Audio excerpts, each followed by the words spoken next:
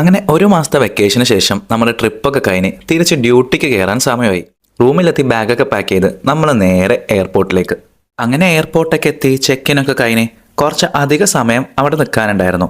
ഈ പ്രാവശ്യം നമ്മൾ റിഗിലേക്കല്ല, പകരം പുതിയ ജോബിലേക്കാണ്. അതിൻ്റെ അപ്ഡേറ്റ്സൊക്കെ ഞാൻ അടുത്ത വീഡിയോയിൽ പറയാം. എങ്ങനെ റിഗിൽ നിന്ന് മറ്റ് ഓയിൽ ആൻഡ് ഗ്യാസ് സെക്ടറിലേക്ക് മാറാം എന്നതിനെ പറ്റിയൊക്കെ നമുക്ക് ഡിസ്കസ് ചെയ്യാം. ഫൈനലി നമ്മുടെ ഫ്ലൈറ്റ് ടേക്ക് ഓഫ് ചെയ്തു. കുറച്ച് കഴിഞ്ഞപ്പോൾ തന്നെ ഫുഡും വന്നു, ബണ്ണും സാലഡും ഹോട്ട് ചോക്ലേറ്റും ഒക്കെ. അങ്ങനെ പച്ചപ്പും ഹരിതാപവും ഒക്കെ കടന്ന് നമ്മൾ ഒമാൻ തീരത്തെത്തി. ഇനി കുറച്ച് അധിക കാലം നമ്മൾ മസ്കറ്റിലുണ്ടാവും. ഇടയ്ക്കിടയ്ക്ക് വീട്ടിൽ പോക്കൊന്നും ഇനി നടക്കില്ല. ബാഗൊക്കെ കളക്ട് ചെയ്ത് നമ്മുടെ ഹൗസ് ഓണർ നമ്മൾ പിക്ക് ചെയ്യാൻ വന്നു. വീട്ടിലുണ്ടായിരുന്ന ടൈമിൽ തന്നെ ഇവിടെ ഒരു ഹൗസൊക്കെ ഞാൻ ഓൺലൈനിലായിട്ട് തന്നെ കണ്ടുപിടിച്ചു. ഈ ഒരു കുഞ്ഞു ചെക്കനും എന്നെ പിക്ക് ചെയ്യാൻ വേണ്ടി വന്നതാണ്. ഇതാണ് എൻ്റെ റൂം. ഓൺലൈനായി കണ്ടുപിടിച്ചുകൊണ്ട് പാളിപ്പോകോ എന്നൊരു പേടി എനിക്കുണ്ടായിരുന്നു. പക്ഷേ അത്യാവശ്യം തിരക്കേടില്ലാത്തൊരു റൂം തൽക്കാലത്തേക്ക് കിട്ടിയിട്ടുണ്ട്. ബാക്കി വിശേഷങ്ങളുമായി നാളെ. അപ്പോൾ ഓക്കെ, ബൈ.